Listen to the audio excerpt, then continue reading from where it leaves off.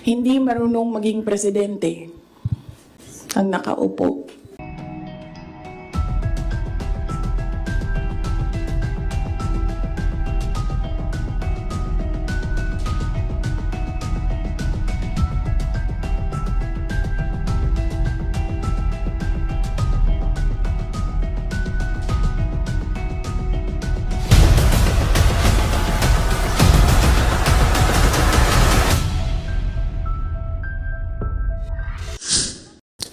Hindi marunong maging presidente ang nakaupo.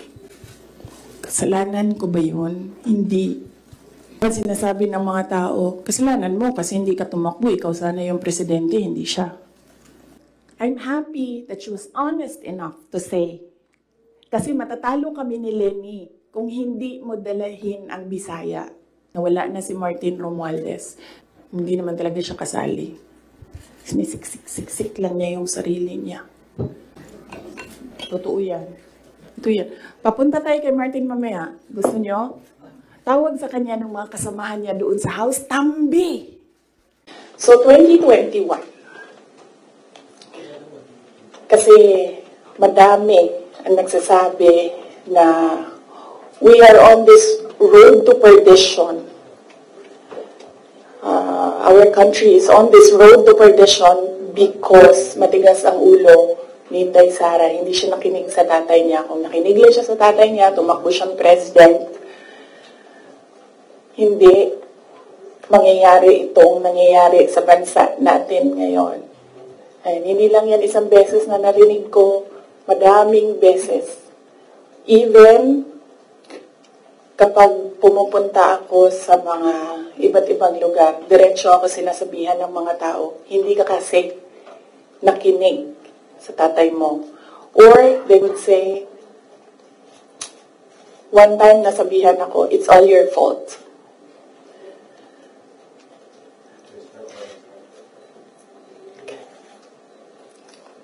Alam nyo, kasi I don't like talking about my life. I don't like talking about my feelings. I only want to talk about my work. Kaya hindi ako nagsasalita. Pero ganito yung nangyari. PRD never, ever asked me to run for president.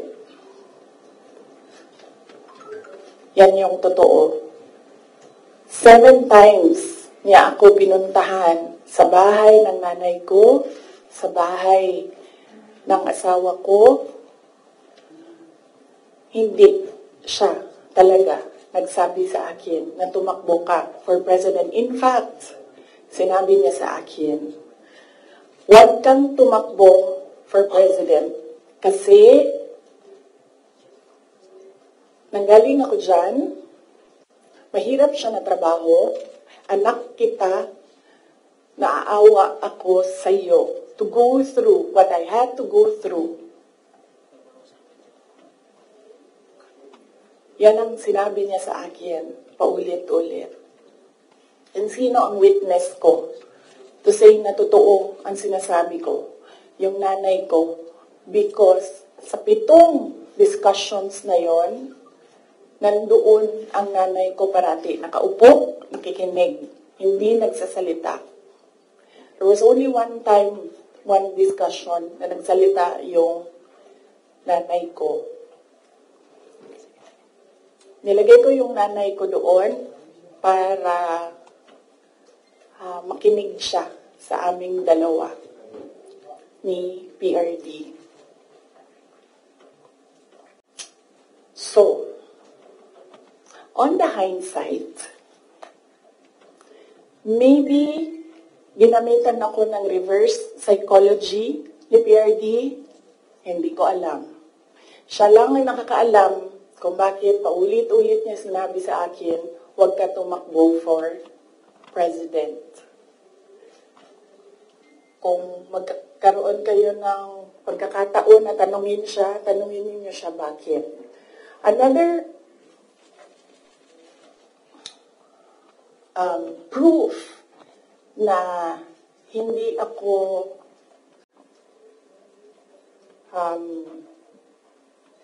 sinabihan ni PRD na tumakbong president, he left me document, 2 papers in a folder. Unfortunately, naiwan ko sa bahay namin ngayon. Dala ko siya dito sa Manila para ipakita sa inyo, pero naiwan ko siya sa bahay. Ang nakalagay doon, so maybe the next time na magkita-kita tayo lahat, dalhin ko siya. You can read, but you cannot take photos. You cannot take videos of the document. Nakalagay doon, in gist lang. Sa left side, nagsasabi siya doon, hindi si PRD. Hindi si PRD ang sumulat nun, ibang tao. Nagsasabi yung tao doon, Sara should not run for any position. Dapat si Bongo ang tumakbong VP. Yun yung nakalagay sa left side na document. Nakalagay sa right side na document, Sara should not run for any position. She should endorse Bongo Rudy Duterte for President and Vice President. So yun yung proof ko. Yun yung dala-dala ni PRD na document nung very last meeting namin. Dala niya yung document na yon. So yun yung proof ko na hindi talaga nagsabi si President Duterte na tumakbo ako for president. And even if nagsabi siya, hindi din talaga ako tatakbo for president. Maaga ako nagsabi sa inyong lahat. Sabi ko, I don't know kung may mga media pa at the time na nandito ngayon. Sinabi ko, huwag niyo naman na akong tanungin about the presidency para hindi pa ulit-ulit yung tanong. Antayin niyo na lang January 2021. Pagdating ng January 2021, paalam ko sa inyo ang decision ko. Tatakbo akong president o hindi. And true enough, January 2021, maaga ako nagsabi sa lahat, sa taong bayan, na hindi ako tatakbong president. Unfortunately, hindi naniwala lahat. Kasi sinasabi ninyo, yan yung track ni President Duterte. Hindi ako tatakbong president, hindi ako tatakbong president. And then, nag-substitute siya. But, yes, anak ako ni PRD, and yes, meron kayong nakikita sa akin na nakikita ninyo sa kanya. But I am a different person. Yung mga anak ninyo, hindi yan clones ninyo. Meron yan silang sariling pag-iisip, meron yan silang sariling kapasidad, meron yan silang sariling damdamin. Yun yung unfortunate part noong announcement ko noong January 2021 na hindi ako tatakbong president. Walang naniwala kasi sinabi nila, gagawin lang niya kung ano yung ginawa ng tatay niya. Hindi. Desisyon ko yun na hindi talaga ako tatakbong president.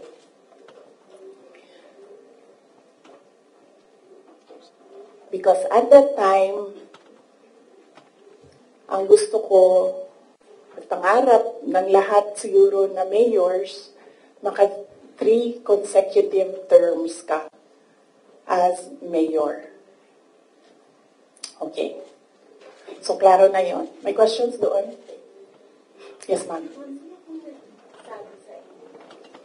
Sino po yung nagsulat doon sa folder? Unsigned siya, walang pangalan, and I think sinadya nila na wag lagyan ng pangalan yung 2 letters kasi it was really a Sara bashing document.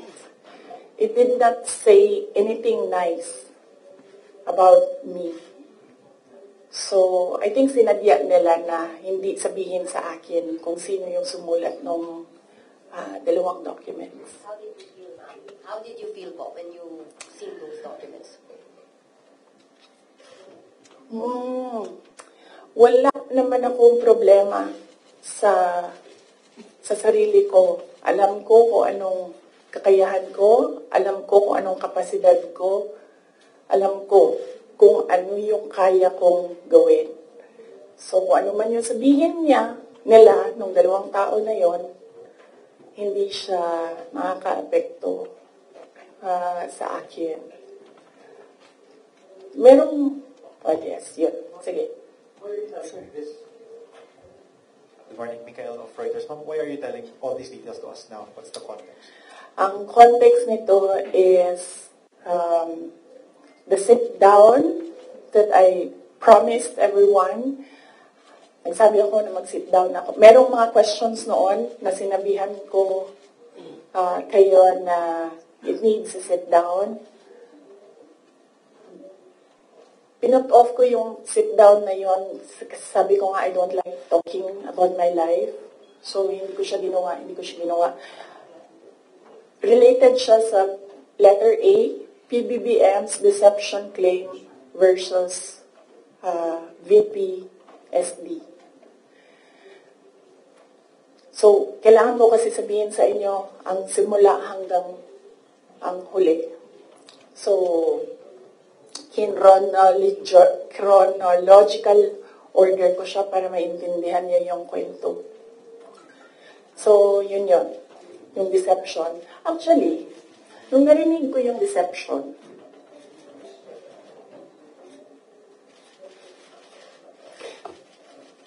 naisip ko pa, hindi ko na siya sasagutin.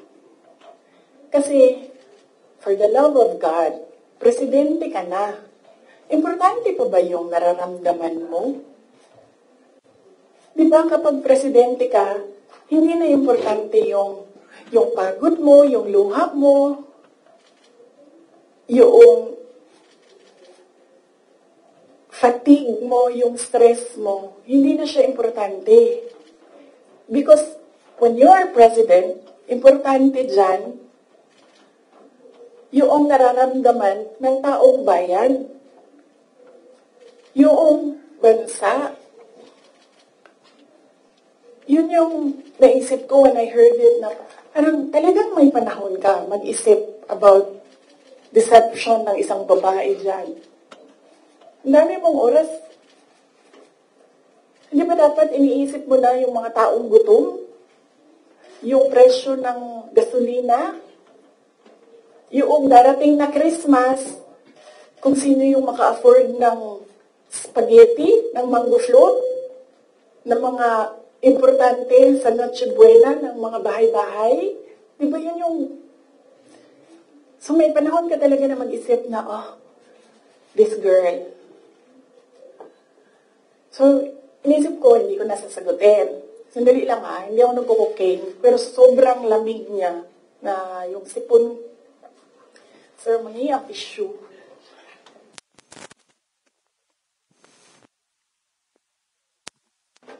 Huwag niya lang hinaan-answer kasi sa sobrang dami natin. Tissue lang, sir. May panyo ako.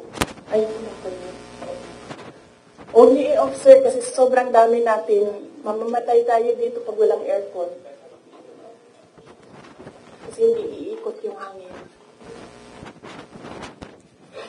Okay. Hindi ako umiiyak. Hindi ako nagko-cocaine.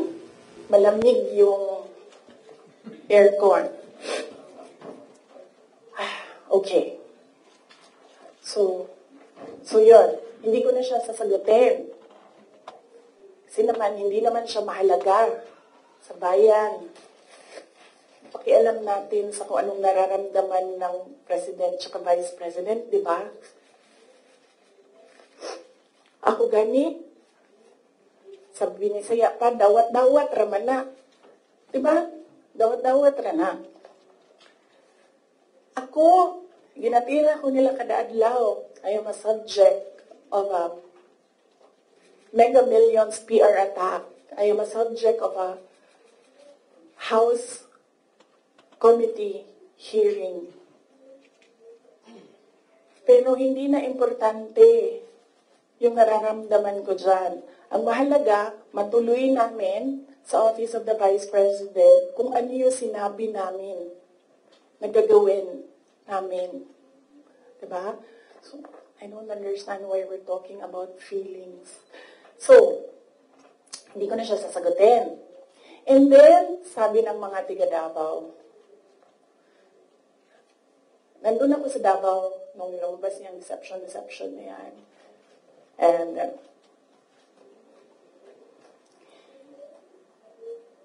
iba-iba na yung reaction ng mga tiga Davao. And lahat, hindi maganda yung reaction. Yawa na, siya na'y nangilad, siya pa'y nang budol, siya pa'y bagagnaw, nga musulti, nga I was deceived.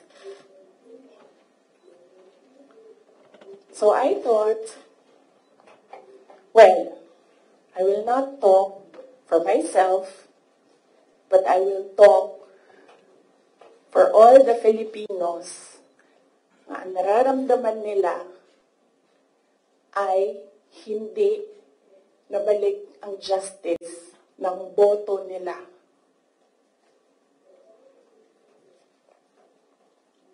So yan yung context. Mahaba ng context. Okay? So nasaan ako? 2021 January. 2021 October, filing. Kita ninyo ako nag-file ng mayor.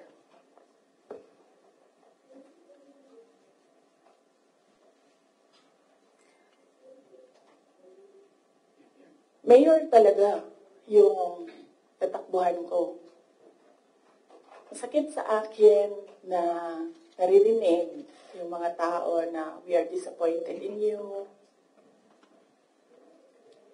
Kasi sa pagtakbo ba, dili magud na siya kanaganing kung ingnan ka sa mga tao nga, daganday, mudagan na lang ka. Muna po daw ka.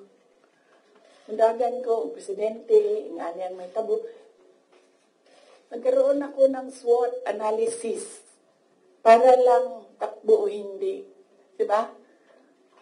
Lahat ng pumapasok sa opisina ko when I was mayor, meron akong paper nakahati ng ganyan. Okay, ikaw, you give me a pro and a con. You give me a positive and a negative running for president. Ganyan yung ginawa ko. And unfortunately, mas maraming negative kaysa sa lumabas na positive. And honestly, sa totoo lang, sabihin ko sa inyo, ang number one doon na positive, ganito lang. Ganito kasimple. Pangarap ko, magkaroon ng effigy na sinusunog. Totoo yan. Because I feel na parang, wow. Sino ba sa inyo, sino ba sa atin ang ginagawa ng effigy? Diba? Sino ba sa atin ang meron talagang tao na hindi matutulog ng ilang araw para gagawa ng effigy tapos susunugin? Diba? So naisip ko, when I become president, meron akong effigy. And susunugin nila and magpapapicture ako doon. Kasi hindi lahat ng tao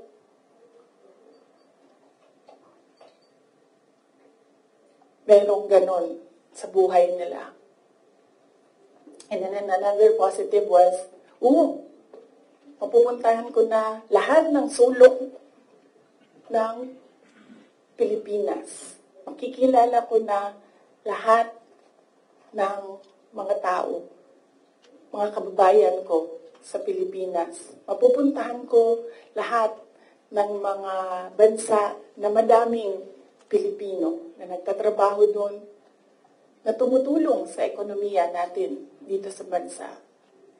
One of those positive things na nalista doon, na nasabi ko, kung makapunta ako doon sa kanilang lugar, baka naman ma-inspire sila na gawin kung ano yung ginagawa sa Davao City. At that time, bago ako bumaba for mayor, Davao City, nabayaran namin yung utang ng Davao City. 0 ang utang ng Davao City.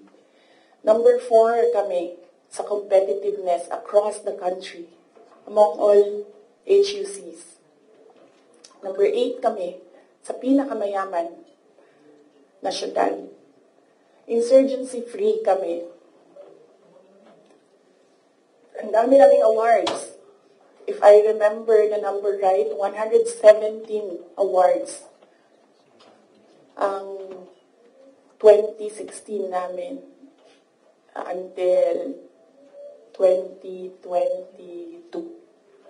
Ang mga recognition namin sa lahat ng ginawa namin sa Davao. Hindi na nila kami matalo sa most child-friendly city in the Philippines. Nag-Hall of Fame na kami sa Davao. So naisip ko, baka naman, kung mapuntahan ko yung ibang lugar, may isip nila na, pwede yan dito sa amin. That will improve the quality of life of our kababayans. So anyway, sana ako.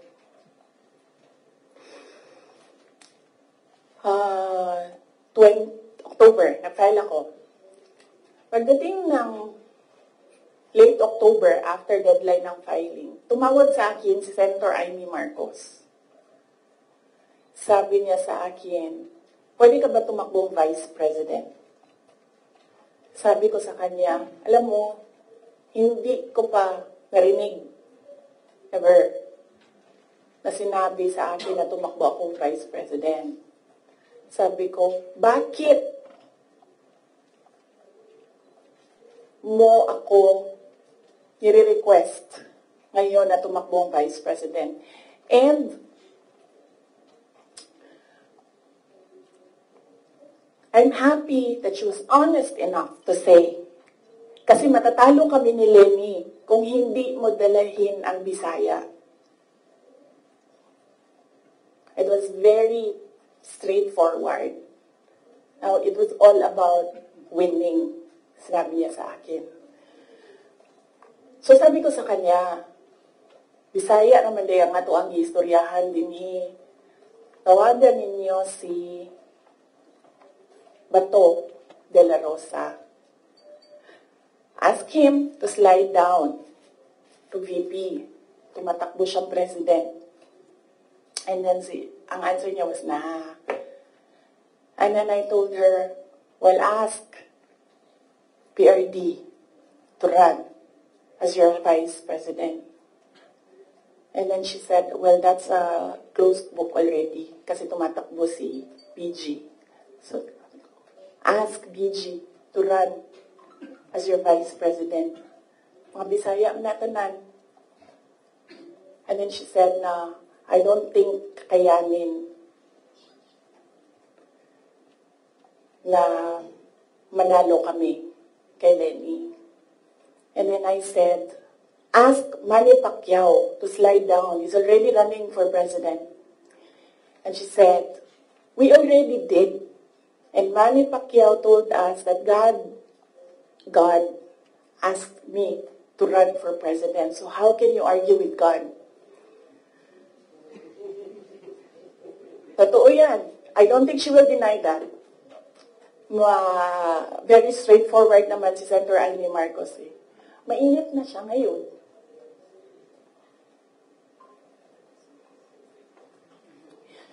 So, I said, sabi ko, it's never been talked about. I need to talk to my family and I need to see kung mananalo ba ako for Vice President. Because I've never seen my numbers as Vice President. And then she said, okay, let's talk about it. And then, early November, nandun ako sa Cebu. Pumunta ako sa Cebu, nakita niyo yun, diba? For an event. And, nandoon din sila. Hindi ko alam kung bakit sila. When I say sila, si BBM, tsaka si Senator Amy. And, nag-request sila ng pag-uusap din. So sabi ko, okay, mag-usap tayo. Nagkita kami sa bahay ni Martin Romualdez. Kasi gusto umeksena ni Martin Romualdez, gawa siya ng party-party ko noon na birthday. And then pag-upo ko doon sa, I think you see the pictures. Umupo ako sa couch, nasa tabi ko si BBM. Sinabihan ko siya, huwag ka maniwala sa kanila. Huwag ka maniwala sa mga taong nagsasabi sa iyo na tatakbo akong president. Hindi ako tatakbong president, sinabi ko na yan. Sabi niya, yes, I know. Sinabi mo na rin yan noong pumunta kami during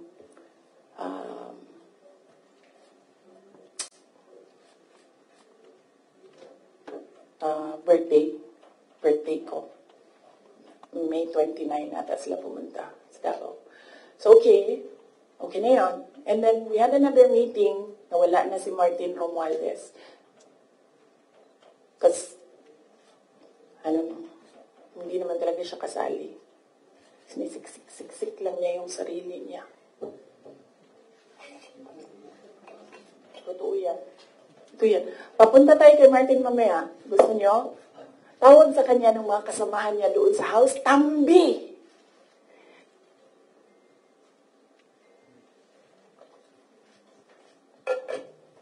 Anyway, nagkaroon kami ng ibang meeting. Sa Cebu pa rin. Face to face. Ako, si BBM, Senator Amy, and one other person. He's a private citizen. Hindi ako nagpaalam sa kanya na sasabihin ko na nandoon siya. So may isang tao pa doon who can say that this really happened. So sabi ko, again, I've not seen my numbers. Kung mananalo ako. Sabi ko, okay lang sa akin tumakbong Vice President. Sabi ko, number one, siguro ma-reduce konti ang disappointment ng mga tao sa hindi ko pagtakbong president. I think may intindihan na nila. And ito na lang yung i-offer ko sa kanila mag-vice president ako. Number two, madaming big ticket projects. Si PRD. Sa build. At that time, na gusto ko sana makita na magawa para sa bayan. Kasi hindi natapos. Kasi kulang nga talaga ang 6 years.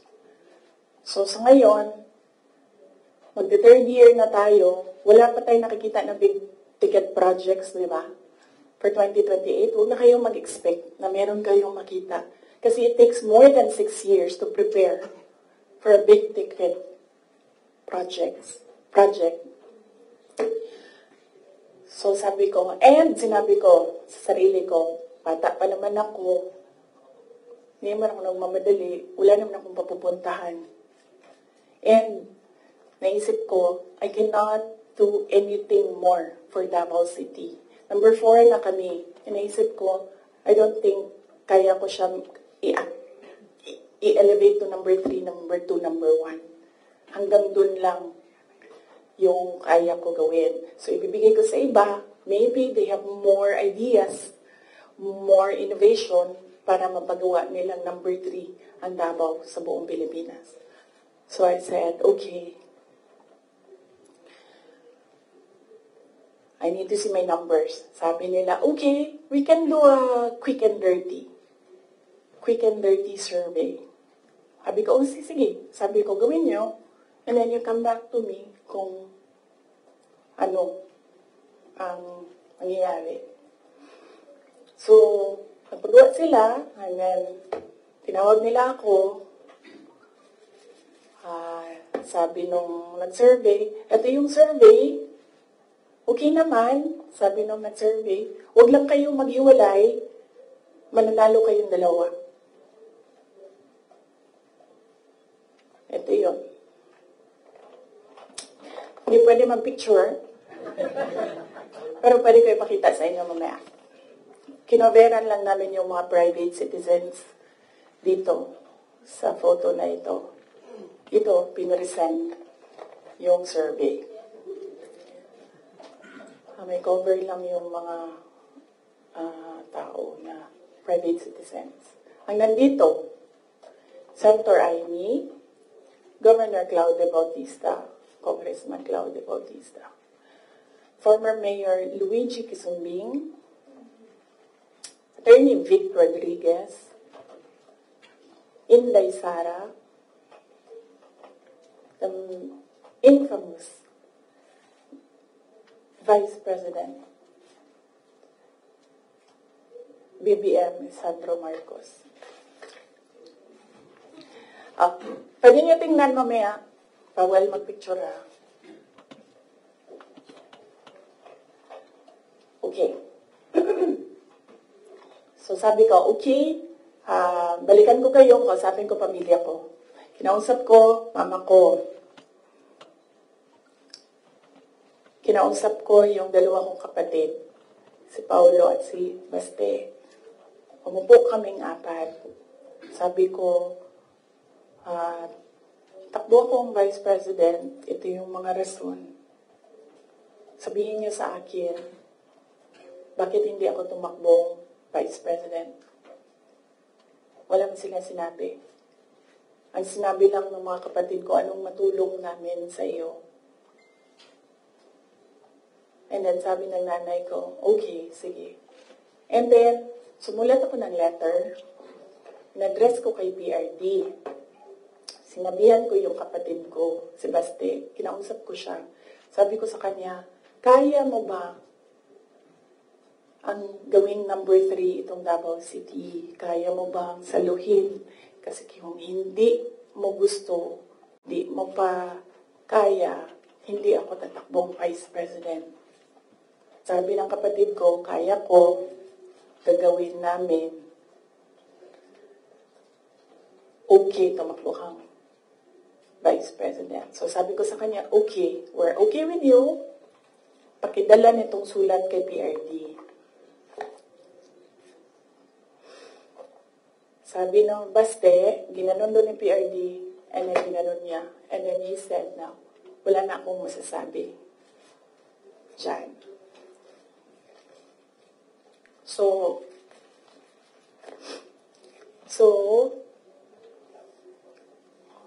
okay lang, sir, kasi kung babaan ninyo, masyado tayong madami dito, iinit siya.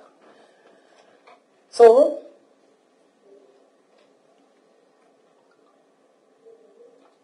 tumakbo akong Vice President, alam na natin lahat yun. Ginawa ko yung kampanya, alam na natin lahat yun. Okay, so, no, hindi ko sinuway, hindi matigas ang ulo ko, hindi totoo na pinatakbo akong President, President Duterte. In fact, every time makita niya ako ngayon, sinasabihan niya ako, huwag ka tumakbong President. Sabi niya, yung dinadaanan mo ngayon, wala iyan. Kung ikaw ay President, mas mahirap pa. Sabi niya, maawa lang ako sa'yo. May heart pala siya. So, klaro na yan. Hindi ko kasalanan that we are on this road to hell. Hindi ko kasalanan kung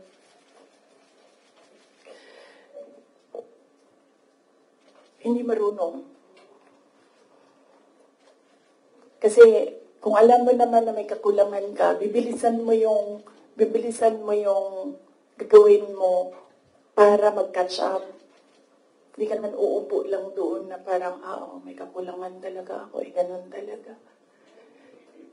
Hindi ganyan. So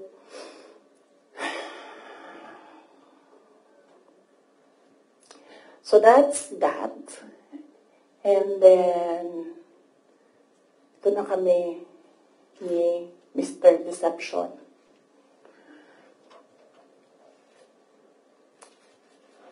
Sabi ko sa kanya, 2 lang.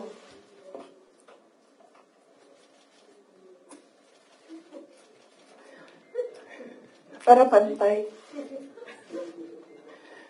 2 lang. Sabi ko, 2 lang.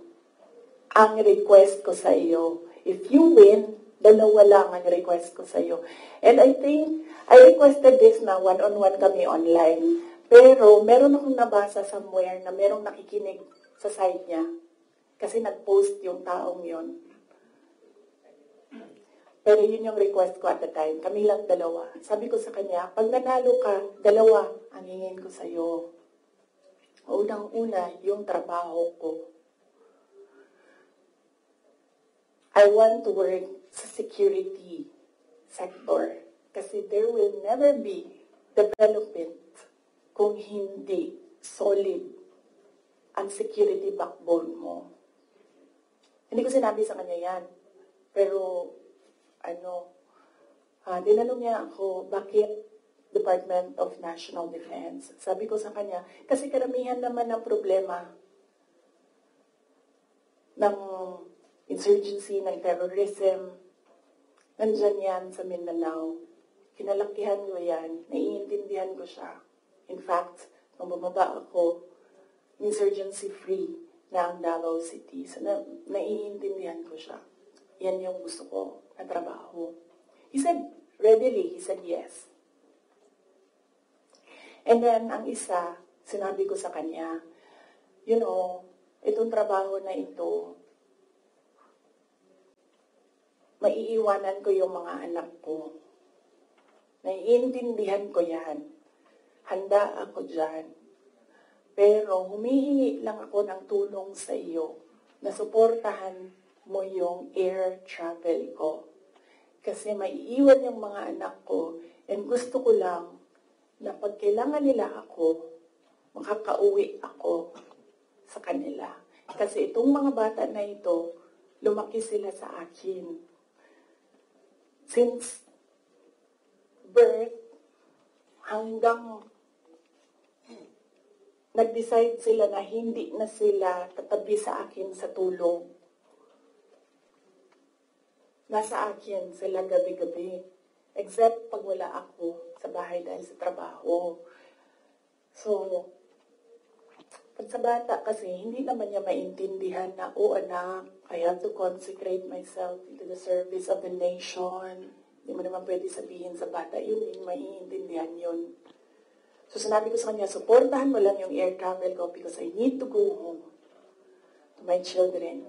Kasi kahit na Vice President ako, gusto ko pa rin na maalala nila na nandyan yung nanay nila dahil sa loob ng bahay. Hindi naman Vice President tingin sa akin ng mga anak ko. Just plain, mama, may kailangan ako, mama, may problema ako. Sabi niya, yes. 2 lang yun. Sabi niya, yes. In fairness, hindi siya yung nag-umindi sa DND. Hindi totoo yan na hindi binigay sa akin. Binigay yan. Nung nanalo na, sinabi ko na ito dati, ulitin ko lang. Nung nanalo na kami, nakita ko yung boto.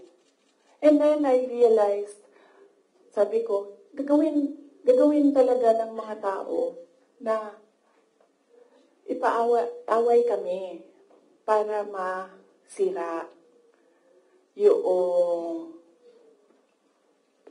partnership. Yun talaga ang gagawin.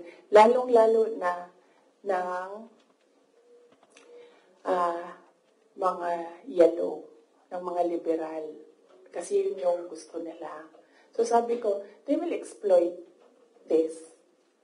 And dahil nasa DND ako, araw-araw ako pagdududahan, anong ginagawa ng babaeng yan dyan? So naiyahan, ginabuhat. Asam na siya daagto. Planning ako dita. Planning planning to overthrow the government. Kasi DND yan. Hawak mo ang military. So sabi ko sa sarili ko, ayaw ko na magtrabaho ng ganun. Na araw-araw ka pinag-iisipan na meron kang gawin. Samok ra siya ba? Magtrabaho ka, unya na pahinga na nga intriga, madaot lang imuhang kamada. So yun ko, sabi ko sa kanya, pwede ba ako lumipat sa education? Kasi 3 naman yung plataforma ko. Mapayapang pamumuhay, trabaho, edukasyon. So sabi ko, pwede ako lumipat ng DepEd. Sinabi ko din sa kanya kung bakit. Ayaw ko na intrigahin ako. And then he said yes. So napunta ako sa DepEd. And then the other one, sabi ko, supportan mo yung air travel ko. Sabi ko, di na nangyari yun. Pinilit namin, hindi na natupad yun. Isang beses sinabihan ko siya. Sabi ko, pwede ba sabihan mo yung 250? Kasi ako ang priority. Hindi ikaw. Kasi yan yung usapan natin. Kasi naiintindihan mo, di ba? Na meron akong maliliit na anak. Kasi namin siya, do I have to tell them? A semi-British accent. And I said, of course. Kasi presidente ka, ikaw magsabi. So, hindi na. Isang beses. And then one time, priority daw si Lisa. Hindi ko alam kung anong trabaho niya para sa bayan na ito. And then one time, priority daw si ngayon. So, I said, okay. This is,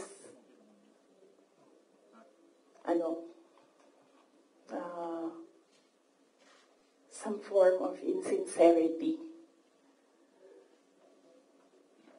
Okay, wala namang problema yan. Maliit na bagay lang yan kasi akin. Problema ko lang naman yan. Hindi man yung problema ng bayan. Problema ba ng bayan? Paano ako babiyahe? Hindi naman. So, maliit na bagay. Ako na gagawa ng paraan para ako maging nanay. Hindi na ninyo problema yan. Maliit na bagay lang yan. Okay. So, that was that. That was personal sa aming dalawa. And then, dito na tayo sa DepEd. Alam niyo na yon, diba? Sinabi ko na sa inyo. Ang budget ng DepEd. Question? Yes, ma'am. Hindi ko kasalanan na we're in this road to hell. Hindi ko kasalanan na hindi marunong. You did not finish your sentence, ma'am. Can you elaborate po? Hindi marunong maging presidente ang nakaupo. Kasalanan ko ba yun? Hindi. Ba sinasabi ng mga tao, kasalanan mo kasi hindi ka tumakbo, ikaw sana yung presidente, hindi siya. But then I said, maaga ako nagsabi na hindi ako tatakbo for president. May madaming mga negative doon sa listahan.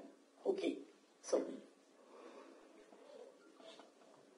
yes, sir. Yes. Sir, tapos ka na.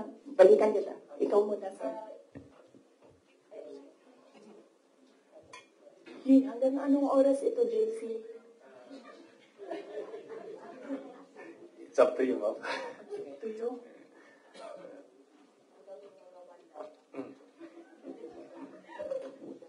Okay.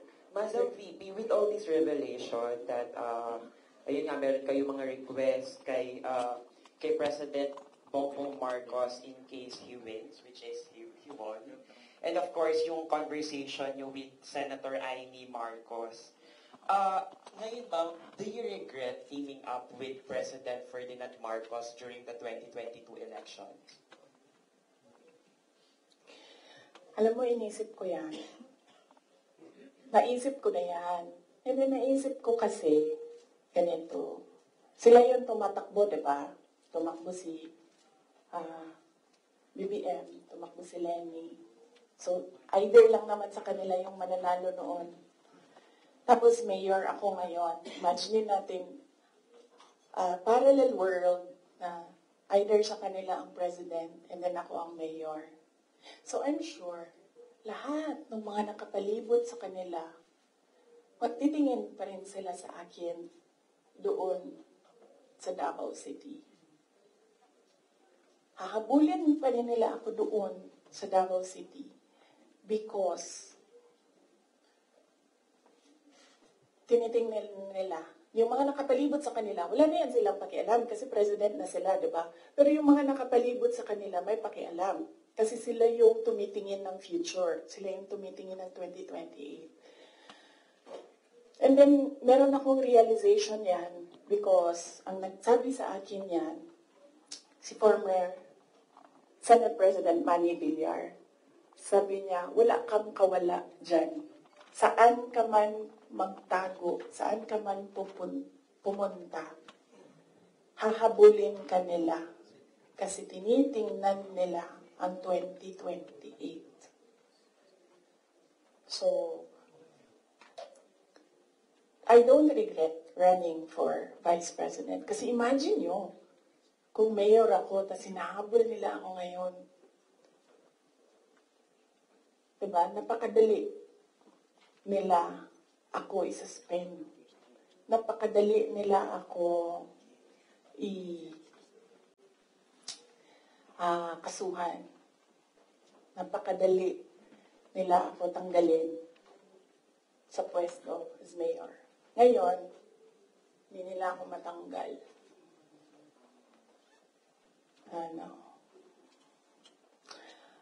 They can drag me to hell.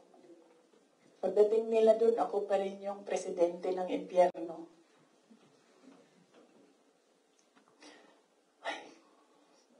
Yes. Yes.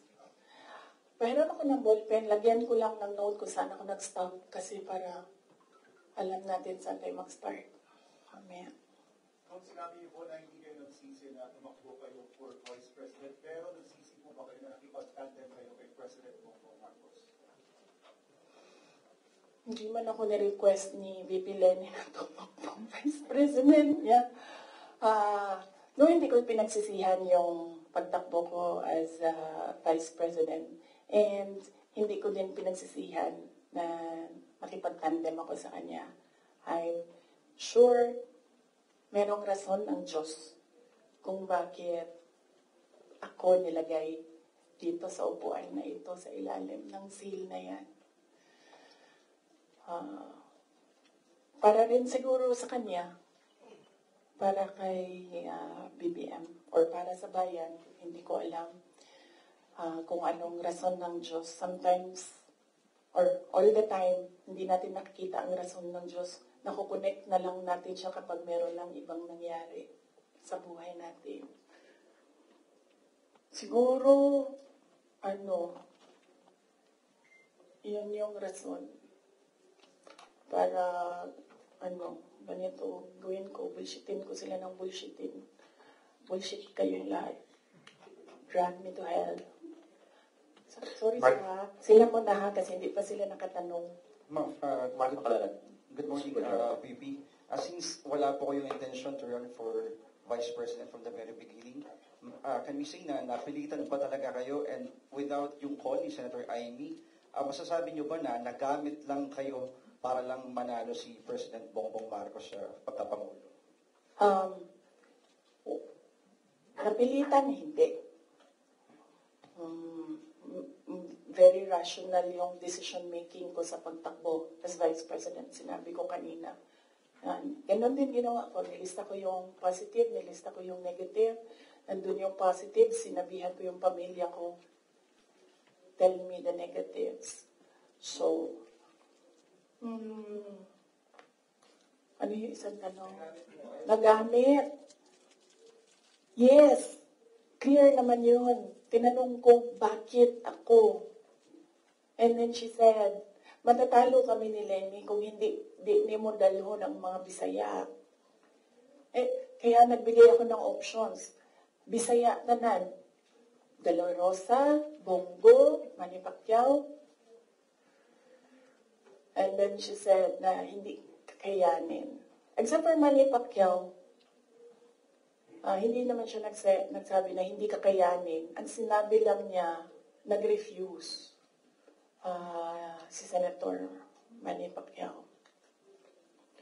So, of course, ginamit nila ako para manalo sila. Obvious naman yun. Gusto niyo makita yung survey? Hindi ko siya dala. Pero next time dalhin ko and then pwede kayo tumingin pero hindi kayo pwede mag-picture. Yes, ma'am. Joel, DWIC. Yes. Ma'am, good morning. Ayong buntag, ma'am. So, tanaw mo, ma'am, sa tingin mo, ma'am, dapat tumakbo na lang po kayong presidente? Hindi din. Kung papabalikin ako, tatakbo kang Vice President. Lagay ko dyan. Drag me to hell. Ma'am Marlene po from Radyo sa Estrada. Here po, ma'am. Yes, ma'am. Ma'am, having said na hindi mo kasalanan na hindi marunong maging presidente, yung nakaupo ngayon, ibig sabihin ba hindi po kayo kontento sa trabaho po ni Pangulo? Kaya nga umalis ako, di ba, sa administration. Hindi ko na gusto yung mga naririnig ko dun. Hindi ko na gusto yung mga nakikita ko dun.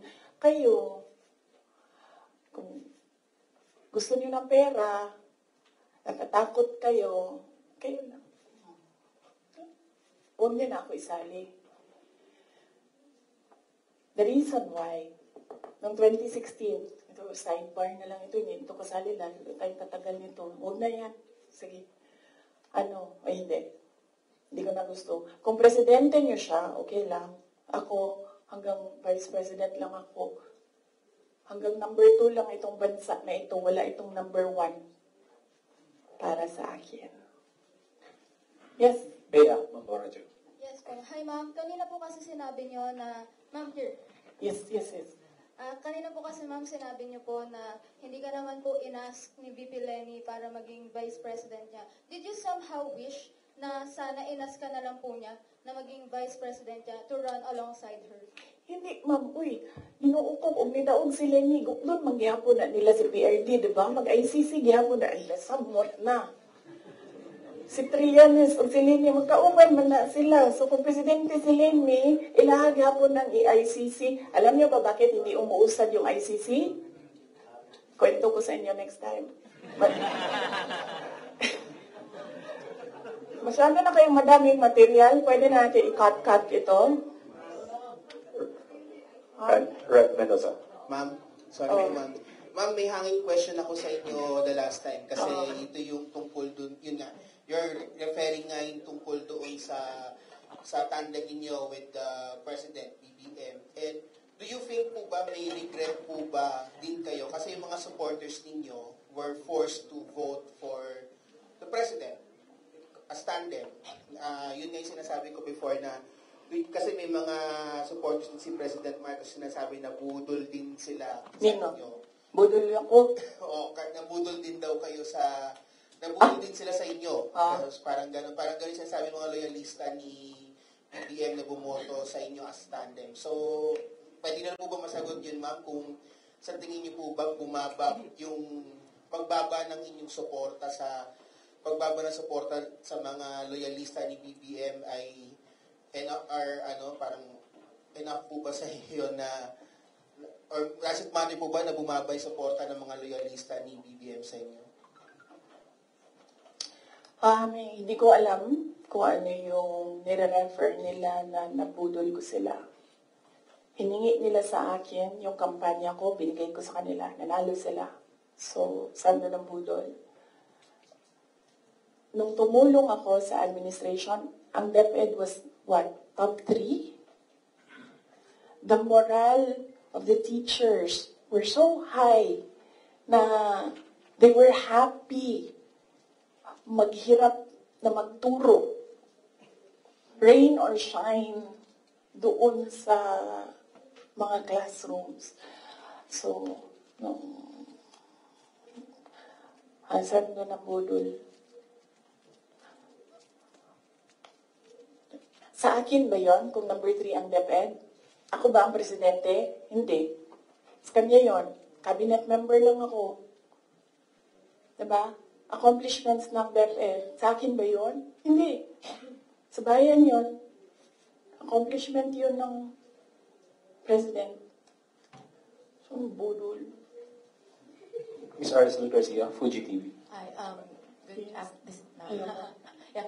During the time of your dad as president, he was not also having good terms with the Vice President Lenny, and now apparently parang naging naging president yon on this administration as well.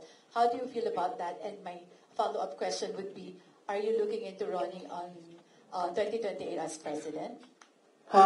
Okay. So, si PRD, in all fairness to the person, hindi yung nanggigipit ng tao.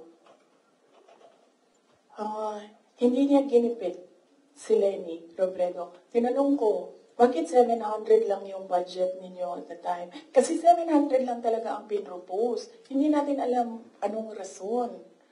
Yan yung sinabi ko doon sa budget hearing. Hindi siya nanggigipit.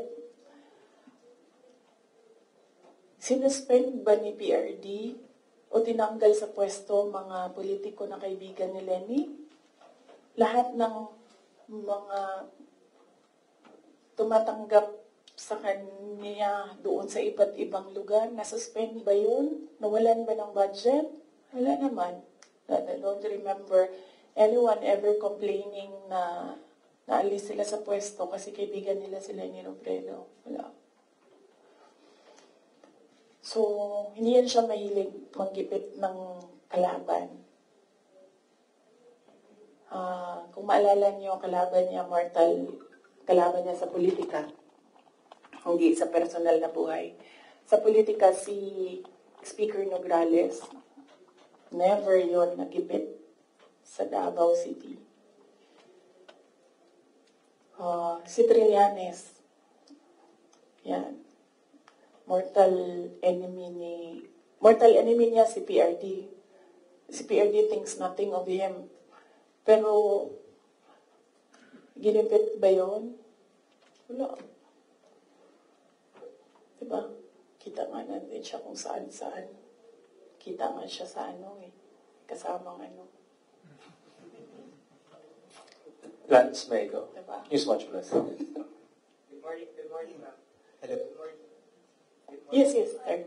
Good morning po. So, since we're on the topic of the election, 2022 elections, recently po kasi nagkita si Pangulong Bongbong Marcos at si Vice President Robredo sa isang event sa Sorsogon. And may sinabi po si BBM, si Pangulong Marcos na this may be a step for political reconciliation. How do you feel about this meeting and that statement? Wait lang ha. And the 2028 question, ma'am. Oo.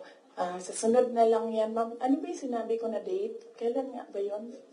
Fourth quarter of 2026. Fourth quarter of 2026. So, kung mag-advise ako kay Lenny,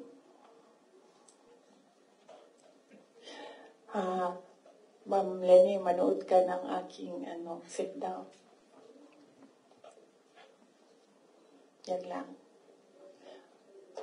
Wait, hindi ko na ituloy ito. Hello, good morning po, Sir Edison. Madam Vice President. Ang Papa niyo po ang naggawa ng desisyon against all Filipinos na may libing si Marcos Sr. sa libigan ng mga bayani. Ano na po ang nangyari ngayon? Nakalimutan na po ba ng nakaupo ngayon? Maraming salamat. Hindi ko alam. Pero isang beses sinabihan ko talaga si Senator Amy. Sabi ko sa kanya, kung hindi kayo tumigil, huhukayin ko yung tatay ninyo. Itatapon ko siya sa West Philippine Sea. Sinabihan ko si Senator Amy. One of these days, pupunta ako dun, kukunin ko yung katawan ng tatay niyo, tapon ko yan dun sa West Philippine Sea.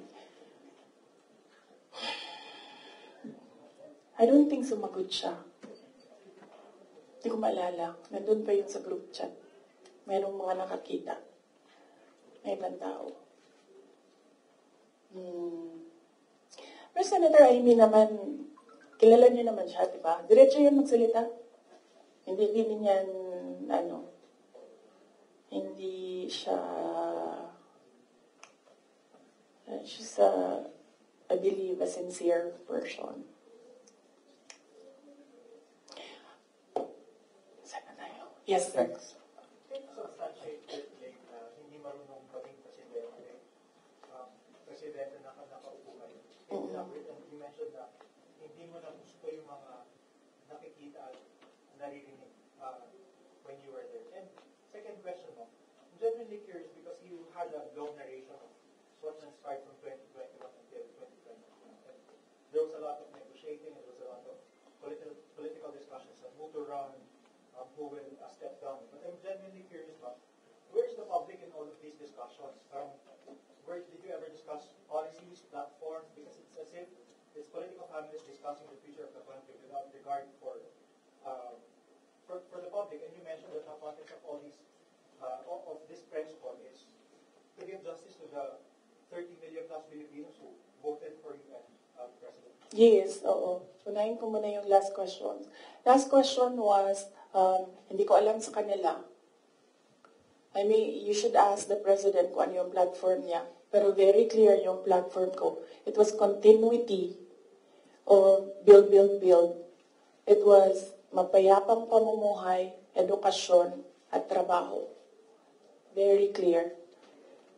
And when I won, it was still mapayapang pamumuhay and trabaho and edukasyon, all related to security. And noong hindi ko nakuha yung overarching na sector, I focused on education. Siguro yan na rin yung sagot sa unang question mo. Paano ko nasabi na i-substantiate ko yung sinasabi ko? I don't ever remember may platform siya na sinabi kung anong gagawin niya para sa bansang ito. Di niya sinabi ano ang gagawin natin sa food security. Wala siyang sinabi kung anong gagawin natin sa inflation na darating. Kasi alam naman natin na at the time na darating yun eh. Kasi nakikita na, na-forecast na siya. So, yan yung pagsasubstantiate ko sa sinabi mo. I don't ever remember, may plataforma siya, I don't ever remember him discussing kung ano ang gagawin sa problema ngayon. Alam niyo noon, pag pumupunta ko sa 7-Eleven, expensive yan na tindahan, diba? Ay, sorry, 7-Eleven. Pero yes, expensive sila.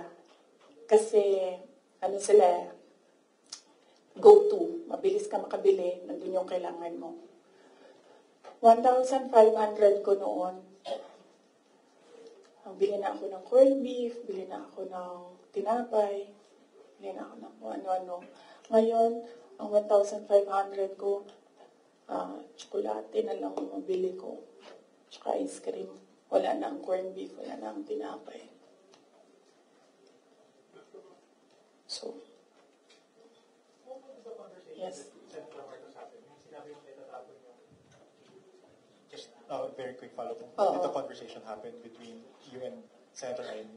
You mentioned natatapon. Hindi kasi conversation yun eh. Group chat yun.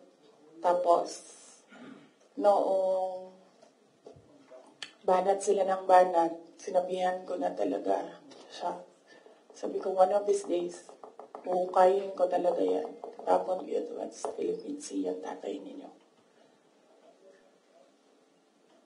Okay, so pwede tumuloy na muna tayo. Ha? Kasi gutom na ako. Ma'am, Ma'am, Kelly Cordero po from Bawang Radio. Ma'am, sinabi niyo po na hindi niyo nagugustuhan po yung pamamalakad ngayon ni PBBM. Kung irarank niyo po, in a scale of 1 to 10, 10 is the highest, ilan po ang rate niyo sa performance po ni PBBM? Nasabi ko kanina, 10 is the highest, 1. lang ang rating niya. Sabi ko na kanina, di ba, kung kayo gusto niyo, wala man akong problema. Huwag niyo na lang ako isali. Ako, hanggang number 2 lang ako. Wala ang number 1 ng Pilipinas ngayon. Kung meron man, ang daming number 1. Iba-ibang direksyon sila. What's follow-up? Ma'am, follow-up lang po, since you mentioned na President Ferdinand Marcos, you don't remember at all him discussing with you kung ano yung platform niya when he run for the presidency. Pero kayo po ba, did you insist na parang sa part ninyo, this is what you want for the country? Yes. Oo. Sa kanya or sa tao? Sa kanya po. Nung nagdi-discuss kayo na dapat po may plataforma tayo. Kasi naman, di ba, ang expectation mo, pag tumakbo yung tao, meron siyang sinasabi na gagawin niya. And, pasensya na. Pero nung nakaupo ako doon at the time, hindi ako nakikinig sa kanya. Ang naririnig ko lang, sama-sama tayong babangon muli. Apparently, yun lang yung naririnig ko. And when you say, sama-sama tayong babangon muli, you will do something to make this country the best that it can be. Kasi sama-sama tayong babangon muli, di ba? So, ibig sabihin, walang maiiwan. But apparently, madami ang naiiwan ngayon. Yun lang naririnig ko noon. Ang mali ko ata is nag-assume ako na when you say, sama-sama tayong babangon muli, gagawa ka ng mga bagay para sa bayan at para sa taong bayan. Nag-assume ako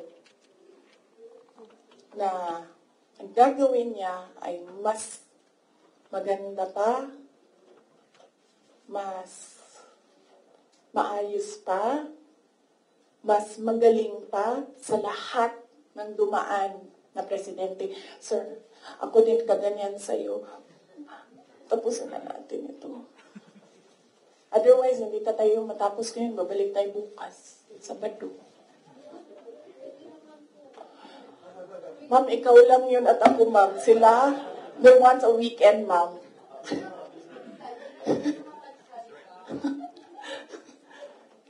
Wait na. Yes, sir. Yes, sir. Yes. Balik ko lang po yung sa political reconciliation ko ni President Marcos pati ni dating former Vice President Leni Robredo.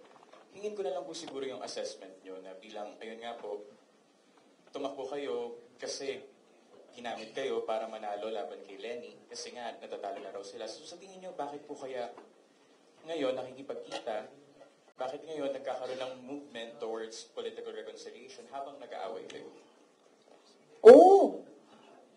Sabi, di ba, sinabi ko na yan ng budget hearing, ako na lang man isa na iiwan dito. Ako na lang isa na iiwan dito. Nagsama-sama na ang mga dayuhan, huwag niyo akong tanungin about foreign policy.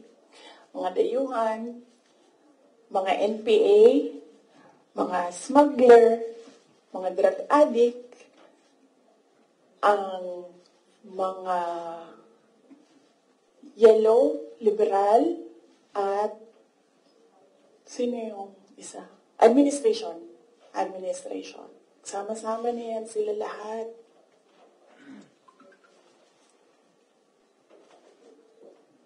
Ako lang na naiwan dito sa kaya nga ito lang ang lamesa natin.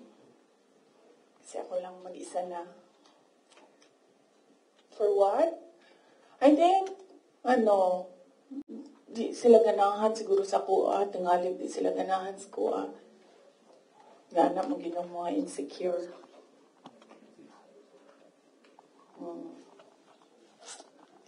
So, ang tagline ng OVP is, para sa Diyos, bayan, at bawat pamilyang Pilipino. Hindi na po ngayon. Starting today, ang tagline ng OVP is, drag me to hell. Sa isang curious. Tama na. tutuloy ko pa yung aking may, punta pa tayo kay Martin Romualdez. After this, let's allow the Vice President to speak again. Oh. Sasaki-san.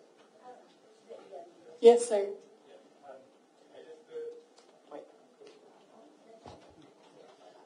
I just wish to have a question. If you didn't participate, if you didn't join Unity as a vice president 2 years ago in the election, do you think BBM could not elected? And do you think that was better result for people of the Philippines? And also, do you feel your contribution was underestimated or ignored by the administration? Contribution to the campaign, to the election. Okay. If I did not run, would he have won? I do not know. I've not seen his numbers without my number, but I'm sure their side has seen his numbers against Leni Robredo with and without Sara Duterte. So I've not seen it. I wouldn't. Maybe I think they know that they will not win because that was what Senator Amy said. We cannot win against Leni Robredo without Visayas and Mindanao. Yes. The other one is, the other question is... Do you think if you didn't agree to be in a unity, maybe BBM would not be elected? Is that better result for the people of Philippines now, do you think? I wouldn't know as well. I wouldn't know if we would be in a better place if Leni Robredo is president. Something that is speculative. So I cannot answer the question if we would be in a better place if we had another president, not BBM. And also, do you think your electoral contribution was underestimated or ignored by the current president? Yes, I believe so, because we are here today because he said he was deceived. So yes, I believe yes. And they've been saying that in their communications, that in fact, ayaw ko i-mention ang pangalan niya. So I'll just mention his initials, LG. Yan ang sinasabi niya. She did not bring anything to the table. When in fact, I am here sitting down today to tell everyone they needed me. I don't need them. So, sabi ko kanina sa sidebar, haba yung 2016, balik tayo 2016. Kanina, nasa 2021 lang tayo ngayon. Balik tayo 2016.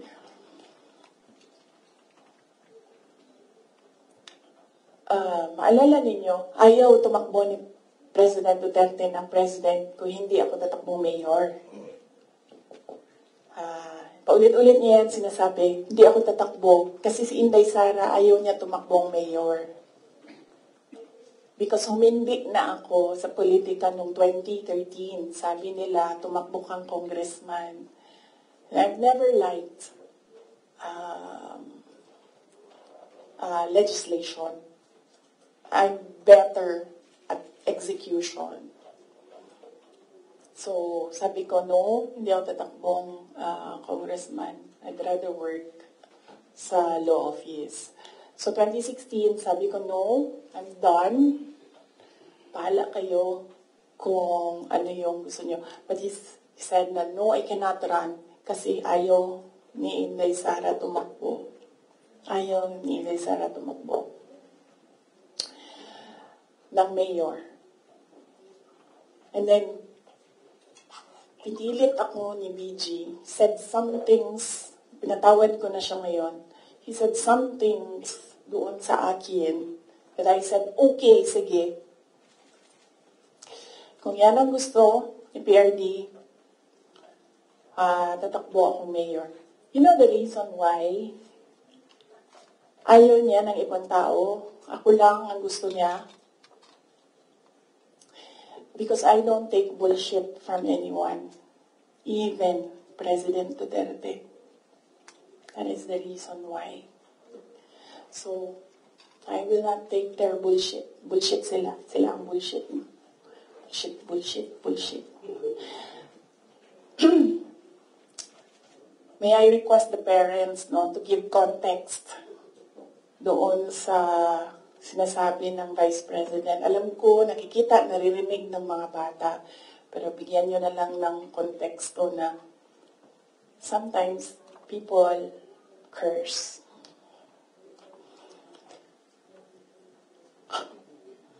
Ano na? So DepEd.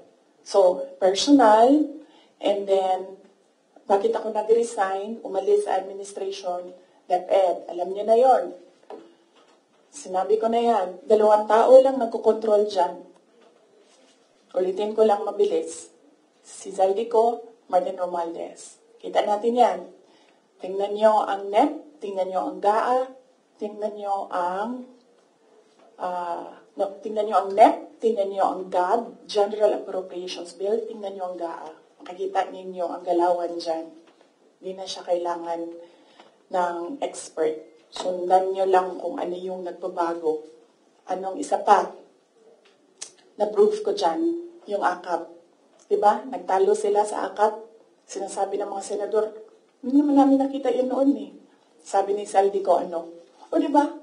Pinirmahan nyo, digital signature ninyo, pinahiram ninyo, pinirmahan nyo yan.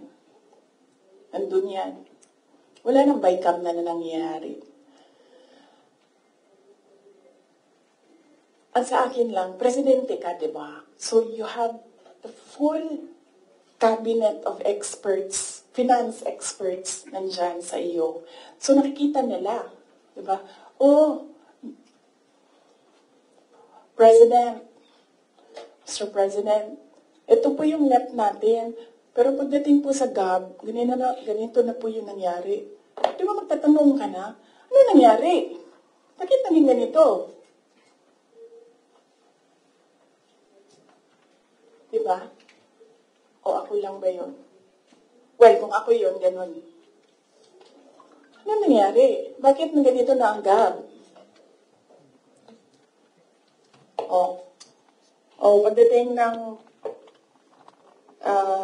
ang Senate, ano nangyari? Tingnan nyo. Bakit ganito na? Pagdating ng BICAM, diba? Merong daming insertions. Walang paper trail, and then suddenly sa BICAM nandoon na. Di ba magtatanong ka? Bakit ganito? Ano nang ginagawa sa budget? Pero hindi ko nakita yun Hindi ko lang alam kung alam niya. But there is an expectation that alam mo, kasi ikaw ang nag-submit ng NEP, and nakita mo kung anong lumabas sa GAA. So there is an expectation na alam mo kung anong nangyayari sa budget.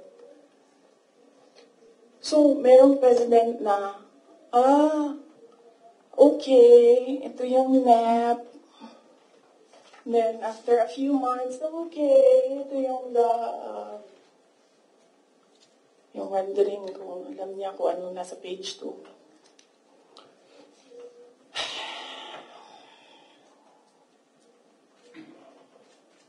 So, that's the budget. Ang huli is yung taong bayan. Okay? So, pwede ba, pag nakita niyo siya, sabihan niyo siya, alam niyo, don't ever mention her name or say na I was deceived by her, ganyan. Para hindi tayo nagganito ba? Ayoko yung yung pag-usapan, yung mga ganito na bagay. So sabihin nyo sa kanilang lahat, huwag nyo na lang magitin yung pangalan niya kasi pag binanggit ninyo yung pangalan niya, lalabas yung drag me to hell press con. Pwede naman sana tumahimik na lang, no? O bakit sabihin, kailangan mo pa sabihin na, nabudol niya ako.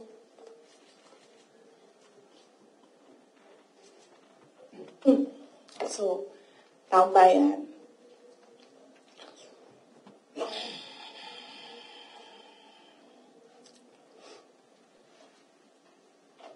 Magkasama kami nag-attend ng isang graduation.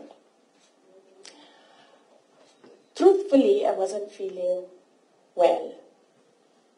Kasi kinukulam nila ako.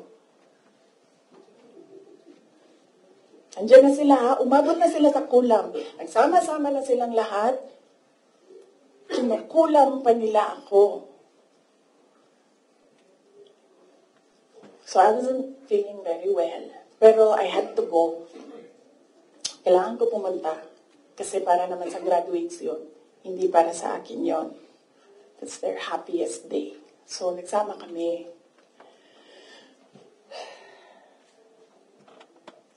Sama kami, nakatayo kami doon. And merong isang graduate na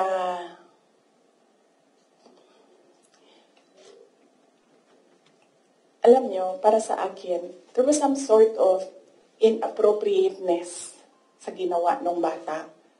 Pero bata ito eh. So ikaw din, meron ka din dapat sana siguro pag-intindi kung saan nanggagaling yung bata. And ang reaction mo, ang response mo, should be so that the child will learn a lesson. So meron isang graduate. Sabi ng graduate, Mr. President, can I have your watch as a graduation gift?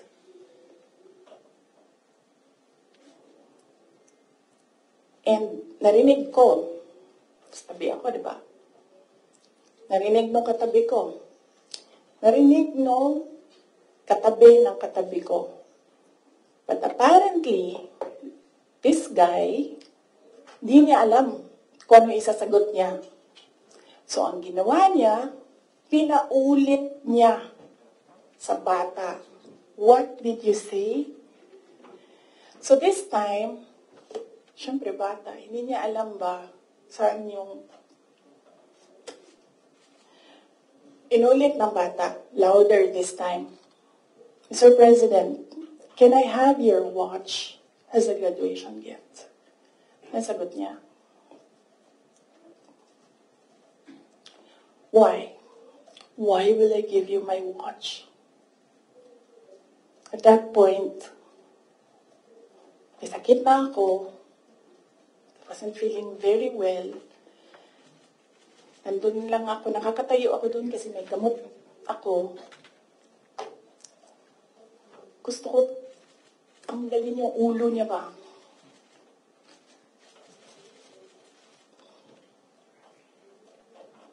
I realized toxic na yung relationship.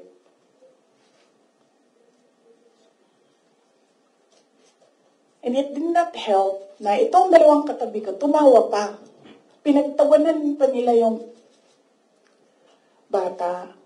And I saw the humiliation sa face ng bata.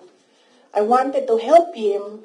Gusto ko sabihin sa kanya, itong relo ko na lang, relo ito ng Vice President, ito relo ng Presidente, pero I hope this will do. And then I realized na baka mas lalo mapahiya yung bata if I do that. So I just imagined myself cutting his head.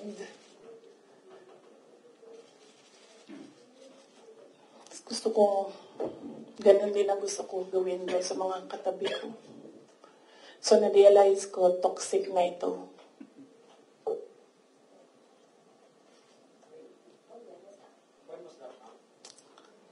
one of the graduation, hanapin niyo yung footage, makikita niyo doon yung mukha ko. Tsaka mukha niya. I-lip read niyo yung sinasabi niya. Why? Hanapin niyo yung footage, ma'am. Magtrabaho kayo konti, mag-research kayo.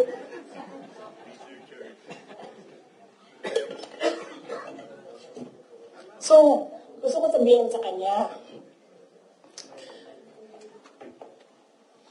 bago ko tanggalin ang ulo mo, yung batang yan yung magpapakamatay para sa bayan natin.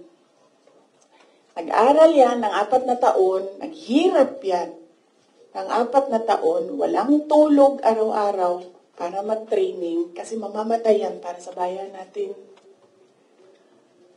Yan yung batang yan ang mapuputulan ng daliri diyan sa fiasco ninyo sa West Philippine Sea. And then, I'll cut his head. So, doon, na-realize ko, toxic na, di ba? Ganyan na yung imagination mo. Ang imagination mo, sinasakal mo na yung tao. And then I said, this is over. Tapos na. And then, so hindi pa natigil. Doon sa Tamayong, sa barangay Tamayong, sa Davao. Alala niyo?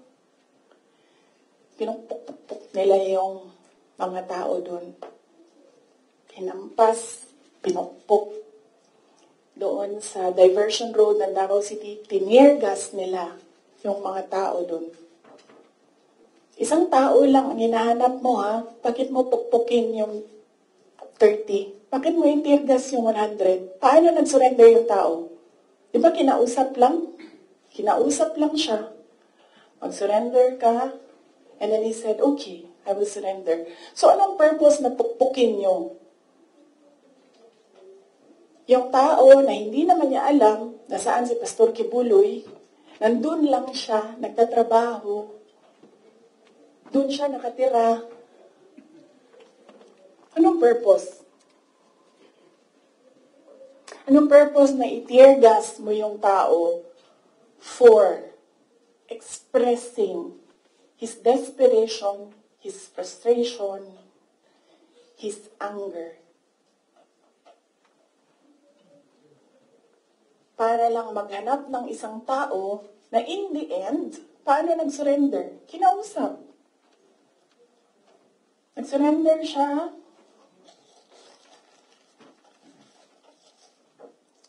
Kinausap siya. Walang napukpok, walang natirgas, walang nasaktan. And then, kailangan nyo talaga ganunin ang mga tao. And then I said, it's all over. So, umupo ako with the table ko sa DepEd at the time. And then sabi ko, sarili ko, okay, let's go to hell.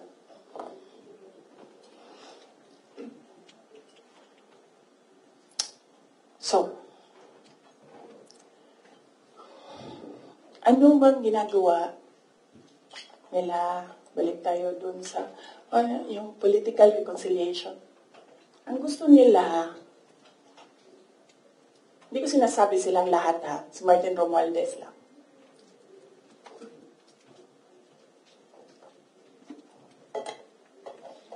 Ang gusto ni Martin Romualdez, mag-president. Nakita ko yan sa kanyang mata noong ilang oras na tayo? 1 hour and 31 minutes na yun nandito.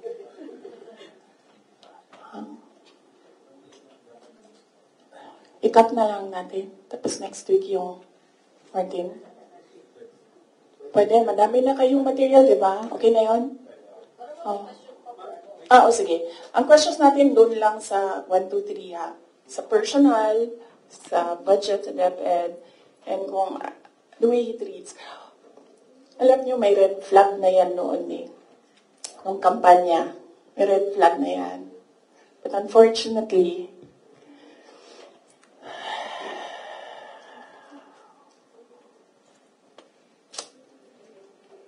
hindi ko naisip na ganun kalala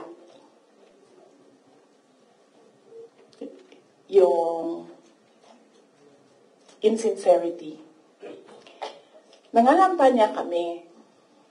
So pag nangampanya ka, meron talaga yan. Natural yan na magdala ng papel. Ganito. Pag ikaw politiko ka, alam mo na yan. May magdadala yan na papel. Sometimes, ganito, naka-envelope. Sometimes, folded paper maliit.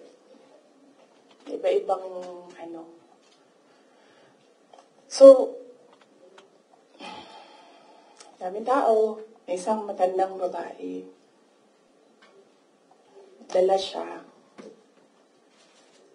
Tiningnan niya. Ayaw niya tanggapin. Ayaw niya kunin yung papel.